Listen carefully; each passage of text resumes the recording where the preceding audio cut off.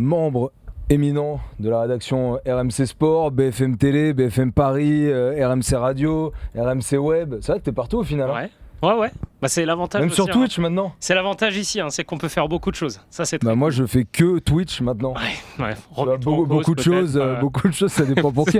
Non, c'est vrai, quand j'y pense, t'es partout, toi. Ouais. C'est très cool. C'est très cool. Et alors, tu préfères être où à choisir? Parce que, non mais c'est vrai, en fait, RMC, si vous nous écoutez, si vous suivez un petit peu RMC, c'est vrai que vous voyez, parfois à la télé, on peut avoir des consultants qui vont aussi à la radio, que vous retrouvez sur le web, que vous retrouvez... Et donc du coup, même nous, de temps en temps, on est amenés à participer à toutes les entités du groupe, quoi, tu vois. Donc c'est des exercices différents à chaque fois. Ouais, c'est des exercices différents, c'est des publics aussi différents. C'est que quand on parle sur RMC Sport et RMC, on n'a pas le même public forcément que sur BFM TV. Donc... Voilà, on essaye de s'adapter aussi, mais c'est aussi le charme du groupe et du taf, quoi. Et d'ailleurs, si t'es là, alors tu veux nous parler de deux sports que tu connais très bien. Ouais. T'es à 19h10 sur BFM Paris. 19h30. 19h30 sur pour, BFM Paris pour COP Paris, qui est donc dédié au PSG. Tribune dédiée au PSG. On s'ennuie pas, c'est ça que c'est pratique. Et du coup, et aussi après, on va vous parler de tennis avec Ilia, parce qu'il a un podcast qui s'appelle Cours numéro 1. Ouais. Et que tu viens d'enregistrer aujourd'hui. Donc nous on va parler de Tsitsipas qui a gagné Monte Carlo. Et là c'était sur quoi ton podcast tout à l'heure? Aujourd'hui c'était sur le tennis féminin français qui est un petit peu en difficulté après la défaite ce week-end contre l'Italie en plus la Fed Cup, la Billie Jean King Cup. Dur à dire. Ouais, c'est long, il y a beaucoup de mots. Donc voilà, on est un peu en difficulté le tennis féminin français. On en a parlé avec notre consultante, notamment Amandine S, qui connaît parfaitement les joueuses françaises. Très bien. Bon, bah voilà, vous pouvez retrouver tout ça. Il y a Sacha qui vous a mis le lien du podcast si vous voulez aller l'écouter sur le tennis. Ça, merci, et Sacha. en plus de ça, il y a celui qui vient d'enregistrer qui est déjà en ligne. Ouais, c'est celui-là, ouais. Et du coup, avant, il y a plein de thématiques différentes, assez intemporelles, qui sont super intéressantes. Bon, du coup, PSG, t'as entendu, là, l'arqué, il était chaud bouillant. Ouais, ça débat, mais c'est vrai que... Bon, au moins, on s'ennuie moins dans les débats d'après-match que pendant le match. Ça, c'est au moins donc pratique. Ce match, tu l'as trouvé vraiment hyper ennuyeux hier? Ouais, franchement, en plus, on se disait c'est le dernier gros rendez-vous, vraiment. Notamment pour le PSG. C'est vrai que pour Marseille, il y a encore cette deuxième place à assurer. Le PSG, même si le PSG avait perdu hier, le PSG va être champion, il n'y a aucun doute. Et après tout ce qui s'était passé cette saison, et nous on en discute beaucoup dans Cup Paris, eh bien vraiment les supporters ils se disaient c'est le dernier moment qu'on veut vivre, c'est la dernière émotion, on veut... Et puis bon, faut envoyer, on s'est ennuyé. Mais c'est vraiment un symbole de la saison en fait, ce match. Tu peux mettre sur le site RMC Sport, il y a un article qui est nommé un classique décevant, il me semble. C'est un des liens qu'on a là, mais ouais, donc tu sens que vraiment, même au niveau des supporters, il y a une sorte, il y a un petit supplément d'âme qui est parti, quoi. Et puis il y a beaucoup de supporters qui nous ont dit, on a pu interroger des supporters à la sortie du match, et on a l'impression qu'ils étaient en vacances. Et puis voilà, c'est le symbole de la saison en fait. Ouais. C'est le PSG qui est pas bon, qui s'en sort bien. C'est vrai que ce hors-jeu là, on a beau en parler, il y a hors-jeu, c'est un débat qu'on peut avoir pendant des heures. Ouais. Mais c'est encore une fois ce PSG là cette saison, c'est que c'est décevant, le niveau de jeu est pas là, on s'amuse pas, on prend pas de plaisir à avoir joué et finalement ça gagne. En plus hier, on a fait un sondage tout à l'heure sur la main aussi. Dans la survie, Kamel, le penalty du PSG pour le 2-1, et à 70% il nous disait sur le chat, c'est un ressenti, mais qu'il n'y avait pas penalty. Je sais pas ce que tu en penses.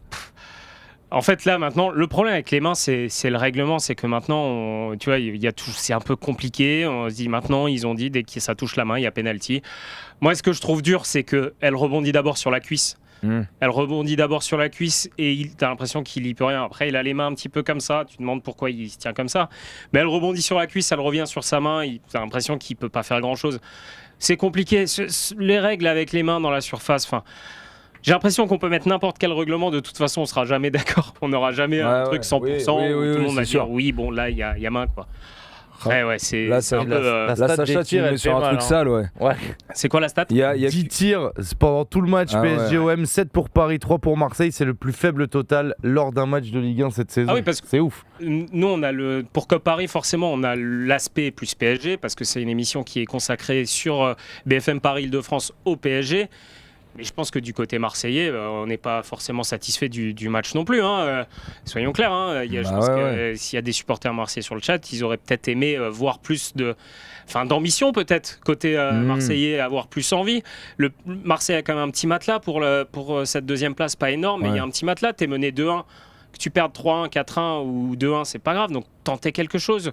Donc je suis pas sûr que les supporters marseillais soient totalement satisfaits non plus du match d'hier de leur équipe, quoi. Ça c'est certain. On nous demande juste, on rappelle, il est sur BFM Paris, si vous voulez le voir tout à l'heure. Ouais, 19h30. On sera encore là, on sera en concurrence, mon Ilia. Mais vous pouvez faire les deux d'un œil si vous y arrivez. La télé sur BFM Paris. Voilà, et vous pouvez, sur exactement. Et on nous demande, il y a qui sur Cop Paris avec toi? Ce soir, il y a Anna Caro qui est journaliste et qui suit beaucoup le PSG et le foot espagnol aussi, mais beaucoup le PSG. Et on a un supporter du PSG qui s'appelle Hervé Cohen qui a fait notamment un bouquin sur comment gagner les paris sportifs. Alors ça, on va peut-être le lire parce que moi, là j'avoue, c'est intéressant. Sacha, si tu veux, je te libère pendant une demi-heure, tu vas écouter. Comme je sais que tu fais des paris de temps en temps. Et donc on a ce casting-là ce soir pendant une demi-heure pour débriefer ce PSG-OM. Voilà, et se dire que la saison, elle va peut-être être un peu longue maintenant. Sur les 6 derniers matchs, là, même pour nous, trouver des thèmes.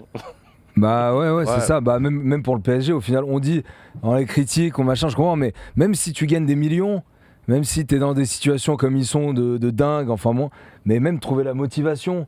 Quand t'as tous, ils ont connu des clubs énormes, même le PSG, ils ont connu des finales de Ligue des Champions pour certains, des demi. Là, se motiver sur les 6 derniers matchs où le championnat il est joué, où t'as rien d'autre à jouer. C'est pas non plus. Non, c'est ce que je te dis, c'est pas le bagne. Ok, mais même trouver la motive. Oui, il y a le titre à aller chercher. Ça doit être fait. Sûrement peut-être dès cette semaine là, il y a une journée mercredi. Il faut juste faire mieux que l'Olympique de Marseille. Il faut juste faire mieux. Il faut gagner, que l'OM fasse nul ou alors s'ils perdent, il faut faire nul. Mais bon, si ça sera pas mercredi, ça sera ce week-end. Il n'y a pas de. Voilà. On se posait la question. Après l'élimination contre Madrid et après le match contre Monaco où Paris perd 3-0, on se dit attention, est-ce que le PSG peut perdre le titre? C'était un peu provocateur, mais il y avait des supporters qui se posaient la question. La trêve internationale a fait du bien, elle a vidé les têtes et le PSG est revenu vraiment sur du lourd contre Clermont et Lorient où il y a eu 11 buts en 2 matchs, donc là ça va mieux. Et le 10e titre, il n'y a aucun... Voilà, on va me le ressortir dans quelques temps. C'est peut-être le seul côté positif de la victoire face à Marseille, c'est que il y a 15 points, je crois qu'il y a 15 points d'écart, 74 à 59. Voilà, parce qu'ils ont annulé le fait 15 points 6 journées. Si Marseille gagnait, tu pouvais dire pourquoi, mais là c'est impossible. Instagram, il dit moi 600 000 par mois, je me motive. Je sais que c'est un peu nul de venir sur le financier, mais franchement. Et il a raison. Toi, t'as combien par mois? Tu te motives? 600 000 aussi, moi. T'as 600 000 par mois? Ouais. C'est pas mal. Mais brut. Ah bah non, mais ça n'a rien à voir alors. 600 000 brut, c'est naze, attends. C'est carrément naze. C'est naze, non mais c'est naze. 600 millions. C'est naze, 600 millions brut. 600 millions brut, c'est pas mal. Dites-nous sur le chat si vous êtes à ce salaire aussi. Non mais là, je vois un supporter de Marseille qui dit seul regret ne pas avoir fait rentrer Bakambu et Dieng avant. Voilà, c'est Karim Olympien qui nous dit ça. C'est vrai, peut-être que tenter avec quelque chose de plus offensif pour l'OM. Il y a la preuve, quoi. Il n'y a pas que les Parisiens qui sont déçus. Regarde, si on met Sacha, parce qu'on parlait des absents, là, tu viens de les citer, et dans le chat ça a été dit, mais s'il y en avait bien un qu'on devait souligner du côté de l'OM, surtout vu ses performances, c'était Mandanda. Contre le PAOK, il est incroyable. 3 jours avant, et finalement, il n'est pas aligné. Donc c'est un peu bizarre. Je crois qu'il y a Roland Courbis qui s'est exprimé là-dessus. D'ailleurs, il était un peu vénère aussi. Ouais, c'est sûr que Roland Courbis vénère. Est-ce qu'il sera plus vénère que Larquet? On va l'écouter. On va voir s'il était plus vénère que Larquet tout à l'heure. Il n'y a pas de réponse. Quand par exemple on voit que Mandanda, en ce moment, c'est très difficile de lui marquer un but et que il ne termine pas sa série avec le Classico compte tenu de son comportement exemplaire, de son professionnalisme, de ses prestations, et que on remet Paolo Lopez qui donne l'impression quand même sur ces derniers matchs qu'effectivement il sort jusqu'au rond central, mais de temps en temps, en ce qui concerne certaines sorties, c'est pas tout à fait au rond central. Donc là, on s'attendait à un OM qui allait profiter de l'atmosphère que les joueurs et le club avec ce public, ça arrive, c'est le cas. Et je crois que c'était le moment d'en profiter. Alors, même si on peut avoir des regrets, donc allez, c'est pas grave non plus. Bon, il est clairement moins vénère que Larquet quand même. Ouais. Mais nous, on parlera dans Code Paris ce soir de Donnarumma. Pour le coup, dans l'émission, nous sur le PSG, forcément, ça fait quand même sur les 2 matchs les plus importants. Il y a deux boulettes. Ouais. Voilà, on se posera la question. La saison prochaine, est-ce qu'on repart avec Keylor Navas? Est-ce qu'on redonne sa chance à Donnarumma? On continue avec lui. Je pense que les supporters du PSG, avant la double confrontation face à Madrid, la plupart voyaient beaucoup Donnarumma comme ayant pris le dessus sur Navas, soit le titulaire. J'aimerais bien qu'on refasse le même sondage mois après, ou 2 mois après l'élimination. Je pense que Keylor Navas, qui lui a rarement fait de boulette, qui a toujours répondu présent et qui a sauvé le PSG et qui a amené le PSG en finale lors du Final 8.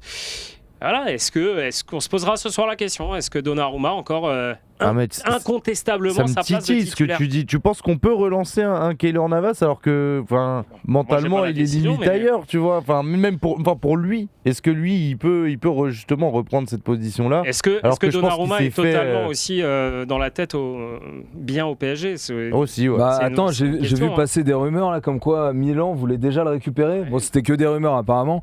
On verra si ça se justifie, mais attends, Optimus 71 qui dit côté parisien, déçu de ne pas avoir vu Di Maria, qui est souvent décisif contre Marseille, et de ne pas avoir vu Simons aussi, qui aurait changé beaucoup, je pense, de par l'envie. Ouais, alors ça, pour Di Maria, on sait, il était blessé, il revient, et puis comme tu parlais de Navas, je pense que Di Maria commence aussi un petit peu à avoir la tête ailleurs. Par contre, je rejoins totalement Optimus 71 sur les jeunes, et notamment sur Simons.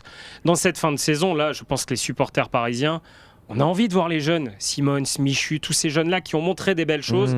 C'est bon, le titre, il est acquis. Il y a des cadres. Il faut lancer les jeunes maintenant. Il faut lancer les jeunes pour leur donner leur chance. Surtout qu'ils en ont prolongé plein, là. Pour leur donner envie de rester dans ce club. Je pense que tous les supporters du Paris Saint-Germain... En plus, tu as 6 matchs sans enjeu. Tu peux tester des trucs. Après, si tu te fais battre, oui, mais il faut vraiment qu'ils gagnent 0 match ou qu'ils prennent quasiment aucun point pour ne pas être champion.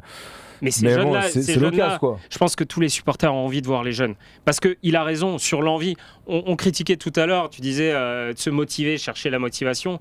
Un jeune de 17-18 ans, sur une fin de saison, même si le PSG est déjà champion, il va avoir envie de montrer. Il va avoir envie de montrer aux dirigeants qu'il faut lui faire confiance pour la saison prochaine.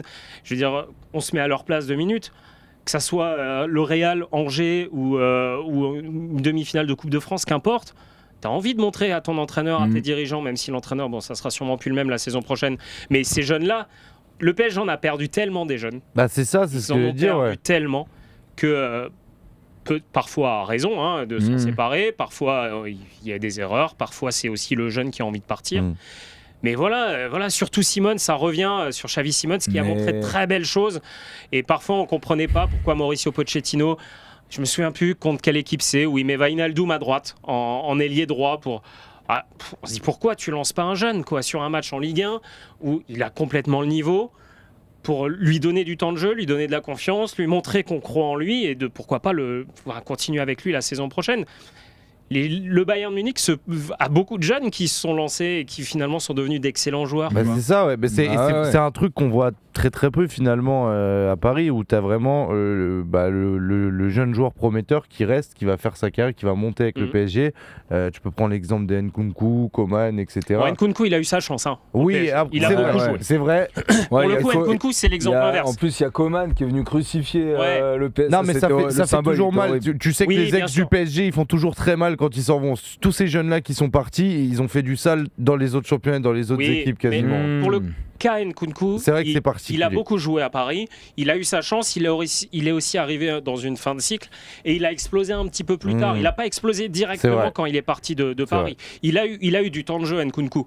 Alors que on pense peut-être à d'autres joueurs, à Kouassi qui est parti, que certains supporters du PSG auraient voulu voir plus longtemps avec le PSG. Tu parlais de Coman, oui, il faut remonter un peu plus loin. Mais là, Michu, Simons, c'est ce que dit Optimus 71. encore, qui parle de ces deux joueurs. Leur entrée à Lyon, c'est eux qui ont donné la dynamique contre le PSG, c'est leur match référence. Ouais, à Lyon, ils ont été très bons. Et voilà. Et on le voit, hein, tout le monde a l'air d'accord dans les commentaires. Même dans la Coupe de France, il y a des passages intéressants. Il y en a un autre que je sais plus le nom en tête. Je sais plus, c'est Garbi ou quelque chose. Ouais, il y a Garbi, exactement. Lui, à chaque fois qu'il était là, tu sentais que le mec, il était trop content de jouer. Celui qui a beaucoup de temps de jeu, c'est Dinaé Bimbe, qui a pas mal de temps de jeu. Enfin, pas mal, entre guillemets, quoi. Mais voilà, les supporters et même nous, en tant qu'observateurs, parfois on comprend pas forcément pourquoi on donne encore du temps de jeu à Wijnaldum à une période où il met plus un pied devant l'autre, à certains autres joueurs au milieu de terrain qui ont... Voilà, un moment, pourquoi on fait rentrer Draxler absolument alors qu'on a des jeunes sur le banc. On peut se poser la question, vraiment, du côté de Mauricio Pochettino,